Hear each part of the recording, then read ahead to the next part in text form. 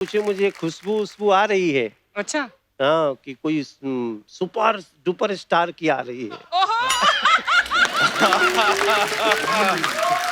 जब तक हम नहीं आते मनोज बाबू तब तक आप सुपरस्टार हैं। और जब हम आते हैं तो हम सुपरस्टार हैं। जोरदार तालियां से स्वागत कीजिए।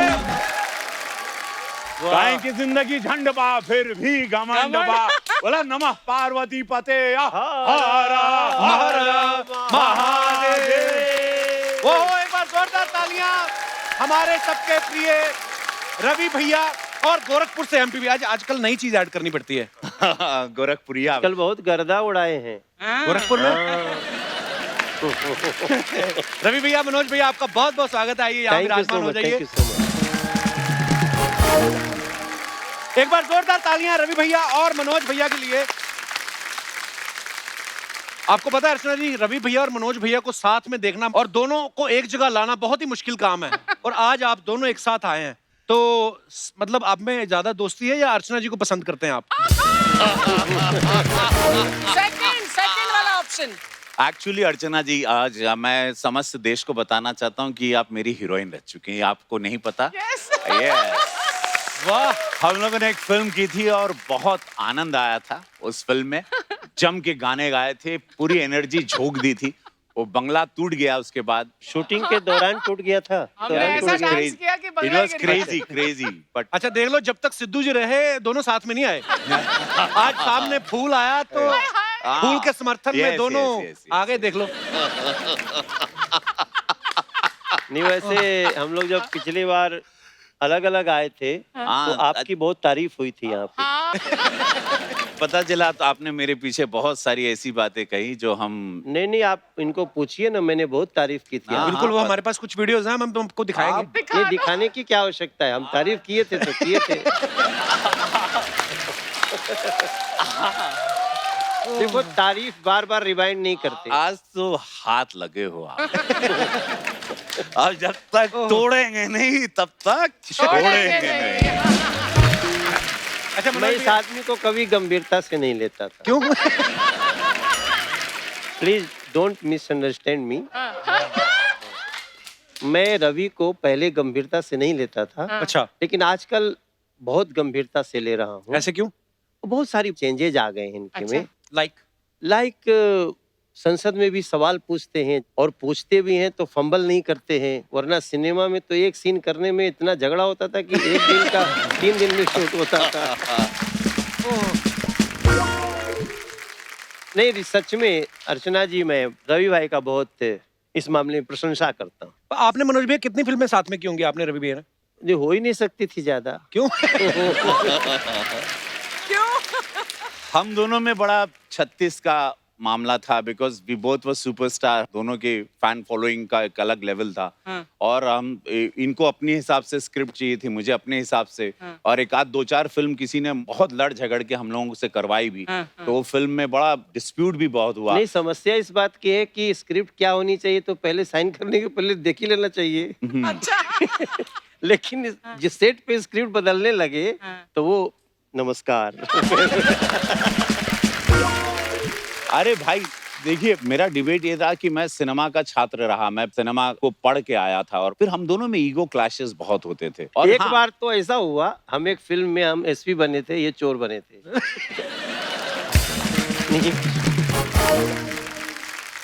तो एक दिन मैं पकड़ लेता हूँ तो ये बोलते अब मैं मारूंगा कि मैं एसपी हूँ। मैंने क्या बोला कि तुम मेरे गांव आए हो, तो मेरे गांव आए हो तो तुम मुझे छू नहीं सकते हो। ये बोलते हैं कि हम तरह के अरेस्ट करें। You are under arrest, you are under arrest, इनके स्टाइल में। तो हम बोले hey hello hello hello wait. मैं बोला हम वो है कि हमरे यार पत्ता गिरे से पहले पूछेला कि हम पेड़ से गिरी कि ना। और तो कोई डायलॉग नहीं था। ये कोई डायलॉग हम वो है।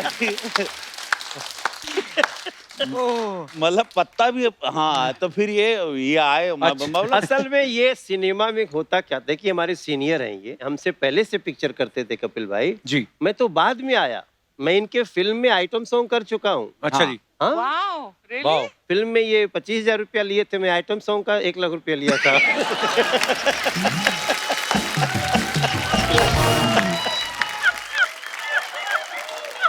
लेकिन जब मैंने फुल फेज फिल्म किया, जो कि सिल्वर जुबली हो गई, तो इन्होंने मुझे बहुत रिस्पेक्ट दिया।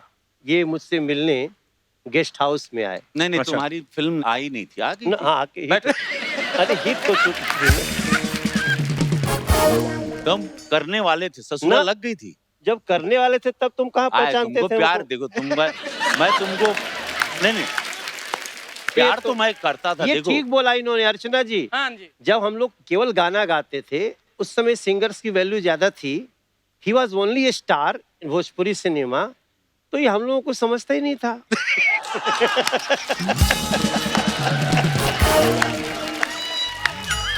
एक बात बताएं, ये एक नंबर के झूठे। ये पहले भीड़ में नहीं, खड़े रह के कन्यादान। मुझे, मैं स्टार था, मैं स्टार। ये आदमी वहां पे क्राउड में खड़े रह के, तो मुझे डायरेक्टर ने बोला इनको गाना गवाना चाहिए नहीं, ये लाल स्वेटर पहने थे। बोले ये बड़ा पॉपुलर सिंगर है यूपी का उस टाइम पे, और मैं मुंबई में ज्यादा रहता जब बम्बई हुआ करता था। हम बोले हाँ भाई मनोज तिवारी जी, हम नाम सुने हैं, चौकिया माई पे हमारे जौनपुर में गाना गाए थे। तब आए, और मैं भोजपुरी सिनेमा को एक किसान की तरह रौंद में, मैं पैसा लेने के लिए नहीं आया था। मुझे लगा था कि इंडस्ट्री बनाऊंगा, एक अपनी भाषा, अपनी माँ की बोली को। तो मैं पैसे पे अहमियत कभी दिया ही नहीं। क्योंकि भोजपुरी सिनेमा ना कपिल भाई 28 साल का गैप था अर्चना जी खत्म हो उसमें। चुका था। Really? अच्छा। हाँ, उस समय हम लोगों की फिल्म सुपरहिट हुई, तो ये तो जरूर उसमें 2-3 फिल्म बना चुके थे। तो वो जो दौर 27-28 साल बाद एकदम से धड़ाक से आया। अमिताभ बच्चन जी हम लोगों के साथ फिल्म करने लगे। वाह। वो मेरे लिए, हम लोगों अच्छा के लिए एक बात क्या बताओ, गंगा पिक्चर का हीरो तो मैं था, अमिताभ बच्चन। आज मैं सरेआम जानना चाहता हूँ और तुम बताओगे, अचानक पिक्चर दी एंड हो गई, फिर मैं एक ऑफिस में फोटो देखता हूँ, तुम्हारा मुंह भी उसमें आ गया। तुम कौन सा राजनीति करके वो पिक्चर में घुस गया और क्या गेम खेला, आज बता दो देश को। नहीं, अब देश में देखिए, फिल्म बन गई, बिकी नहीं रही, तो हम क्या करें? नहीं। अरे अरे तुम अजीब आदमी है। अरे अमिताभ बच्चन साहब थे उसमें। अमिताभ बच्चन के साथ कॉम्बिनेशन मनोज तिवारी का नहीं था ना। अच्छा, मुझे तो इस बात की बड़ी खुशी है कि आप दोनों एक ही पार्टी से चुनाव लड़े हो। पहली बार हुआ कि हम दोनों एक साथ आए हैं, और शायद आज दिल की बात निकलेगी, और पता नहीं इनके पिटारे में और क्या क्या, ये भी तो हम लोग खुद ही बड़बड़ा रहे हैं। ये इतिहास होगा, ये मैं बताऊं, बिल्कुल। क्योंकि इसके बाद हम दोनों एक मंच पे नहीं होंगे। हम लोग नहीं, पॉसिबल नहीं होता है, बिकॉज दोनों का इतिहास है, दोनों की अपनी एक लड़ाई। मैं छोटा भाई हूँ, आप आए अरे भाई, छोटा भाई बोला। तुम छोटे हो, आपसे 7 साल छोटे हैं। पीछे से।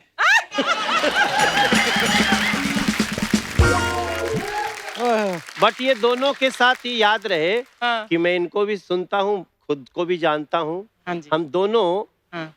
किसी व्यक्ति को स्ट्रगल करके, हाँ। बिना किसी सहारे के हाँ। सुपरस्टार बनते देखा है, तो हम लोग के बगल में बैठा। अरे sir, love you sir, thank you, शुक्रिया।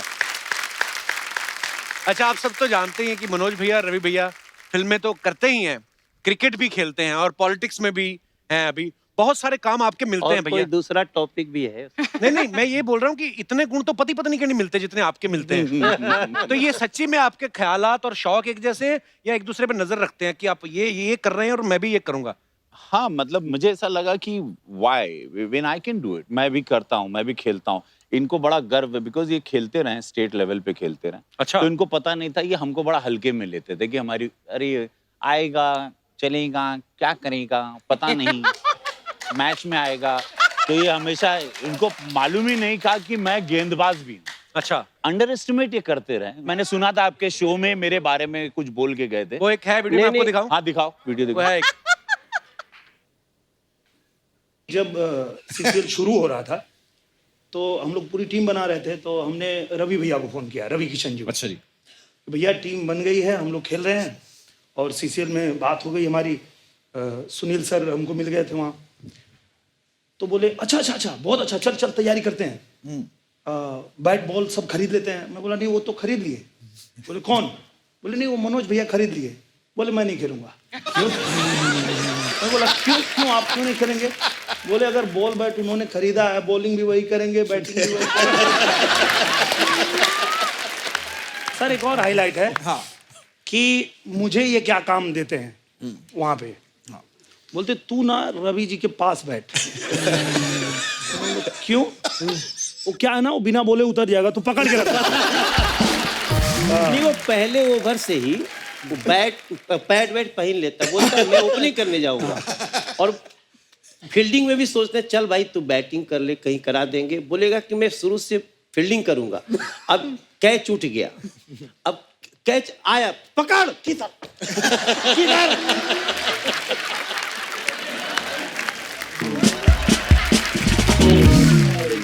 इन लोगों को क्रिकेट मैंने सिखाया था। ये सही है, ये सही मनोज है। को पहली बात तो गेंद मैं दिखाता था कि मनोज लेफ्ट में जा रही गेंद, भाग, पकड़। इन लोगों को बोलना पड़ता था कि ये लोग के कदम नहीं उठते थे, बैट ये लोग ऐसे खड़े रह के। तब जाके मैंने बोला bat there is a stance man, you have to hold it and then play. मैं बोला ये क्या बेटा। तो अब समझ गए क्योंकि मैं नहीं था इस शो में। हाँ तो तो बोल लोगों ने गए। समझ रहा हम नहीं थे तो इतना बोल गए, नहीं तो हम रहते ये बोल पाते।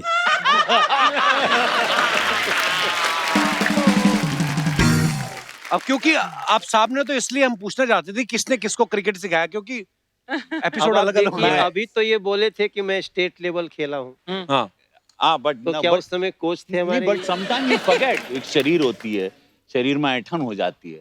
तो मैं फिर stance, I you know very English way, I am English man, English man.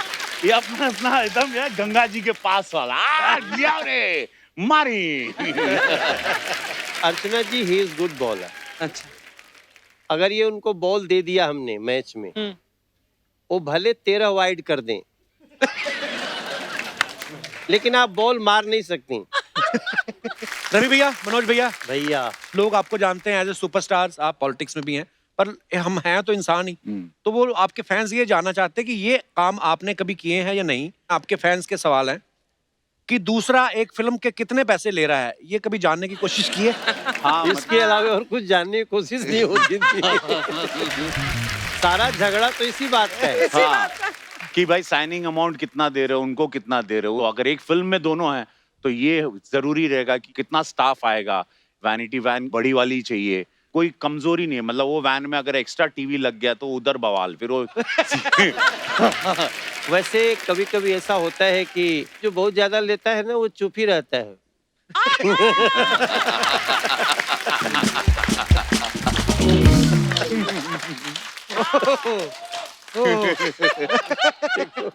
तुमको क्या पता हम कितना ले रहे हैं। अच्छा, क्योंकि आप दोनों राइवल रहे हैं और इस बात का फायदा उठा के कभी किसी दूसरे कलाकार ने आके एक दूसरे के सामने किसी एक दूसरे की बुराई की है? भैया हम उनके पास गए थे, आप ही हो बस सही, ऐसा होता है? ऐसे बहुत लोग हैं, लेकिन वो ज्यादातर कैरेक्टर आर्टिस्ट हैं। हाँ, हाँ, हाँ, हाँ। अच्छा, कभी कोई ऐसा क्रेजी फैन मिला है आपको जिसको देख के आप भी घबरा गए हो कि भाई ये कैसे कर दिया? एक फैन था, हम पटना थिएटर में गए थे, फर्स्ट फ्लोर बालकनी से ही wanted to jump to touch me. ऐसे मैडनेस होते हैं फैंस के, बट उनको हम समझा देते हैं डांट डपट के कि ये सब पागलपन, नॉर्मल इंसान है हम लोग। अब ये सोशल मीडिया आ जाने से कम हुआ है। और अब तो आप लोगों को रिप्लाई भी कर देते हैं अभी ट्विटर आपको पे तो। आना पड़ेगा सोशल मीडिया में, नहीं तो पैकअप हो जाएगा आप। अब तो फैंस भी अलग, मतलब एक दिन में 50 मैसेज भेज देंगे, फिर शाम तक उनको बतिया के कहना पड़ेगा भैया देखो हम भी इंसान हैं। हाँ अब उनको हर्ट भी नहीं कर सकते, ब्लॉक कर देने से फिर वो गाली वाली भी देने लगेंगे। सही है। बहुत अभी बहुत प्रॉब्लम भी है। अच्छा, आप दोनों अभी मेंबर पार्लियामेंट हैं, कभी ऐसा हो कि आपके पास कोई आया हो स्क्रिप्ट लेके, ऐसे ही कि हम प्रोड्यूसर हैं, और बाद में धीरे से कहा हो कि मेरा बेटा टीचर है, प्रिंसिपल बनवा दो? बहाने से घुसा कोई आपके घर में? प्रोड्यूसर बन के आते हैं। भोजपुरी सिनेमा हम लोग 2-2.5 करोड़ में बनाते हैं Wow, Archana that's ji, amazing. और इसी के कारण उसका 4-5 करोड़ भी हो गया तो फायदे में है। जी। तो कुछ लोग ऐसे आते हैं इकट्ठे 5 करोड़ की बनानी है, तो थोड़ा सा तो हो ही जाता है कि यार थोड़ा इसको पकड़ के रखो। बाद में पता चलता है कि एक्चुअली ये कुछ काम कराना चाहते हैं। Oh God. तो ऐसा मेरे साथ 4-5 बार हुआ।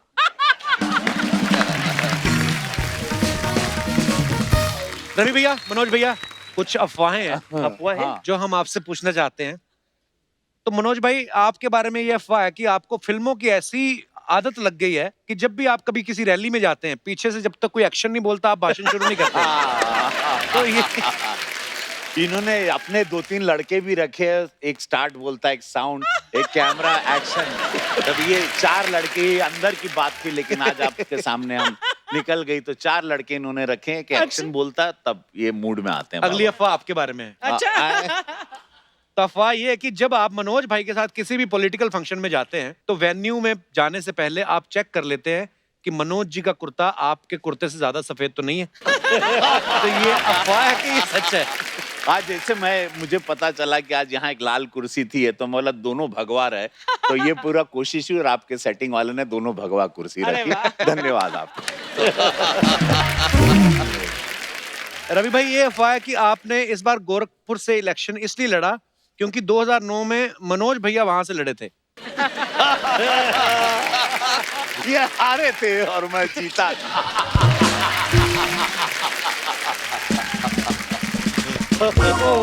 अब ये मत पूछिए किसको कितना वोट मिला था।